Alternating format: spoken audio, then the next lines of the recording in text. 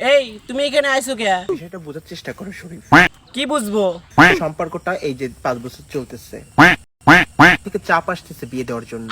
আত্মীয় স্বজন পাড়া প্রতিবেশী বলে ধামড়ি মেয়ে, বয়স্ক ভাতা পাওয়ার সময় হয়ে গিয়েছে, বুড়ি হয়ে যাচ্ছে, পাড়ার পর দিন নিচে বেড়ায়, বয়স্ক ভাতা দেয় না কেন, একে কি কেউ বয়স্ক ভাতা কাট করে দাও, ওগুলো বলতেছে।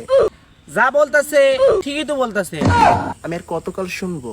এখন আমি কি করতে পারি সেইটা বলো। তুমি তোমার বাবাকে বলো বিয়ের কথা। বাবাকে বলবো? তুমি তো জানো আমার বাবা কি রকম লোক, আমি অনেক ভয় করি। সাহস করে বলতে হবে তো। আচ্ছা আমাকে আর 40টা বছর সময় দাও প্লিজ। আমি তোমাকে সময় দিতে পারবো না, আমি তোমাকে সময় দিতে পারবো না শরীফ। তোমার এমন দিন আসবে যে বিয়ের কথা বলতে বলতে তুমি শরীফ থেকে শরীফা হয়ে যাবা, আর আমার অবস্থা যা আছে তাই থেকে যাবে। আমিও বয়স্ক ভাতের কাট পেয়ে যাবো, তুমিও শরীফা হয়ে যাবা। এই একটা কথা বললা তুমি, কাস্টিং লাগছে। প্লিজ একটু বোঝার চেষ্টা করো প্লিজ। আমি জানি না, 1 সপ্তাহের ভিতর যা করার করো, আমাকে শুক্রবার দেখতে আসবে, নয়তো সরি আমি বিয়ে করে ফেলবো। আরে মাত্র 40টা বছরই তো, প্লিজ।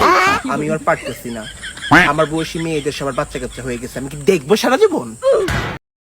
তোমার বয়সী সবার বাচ্চা কাচ্চা হয়ে গেছে, বাচ্চা লাগলে বলো, আমি তোমারে আজই বাচ্চা দিচ্ছি, তাও আমি বিয়ে করতে পারবো না।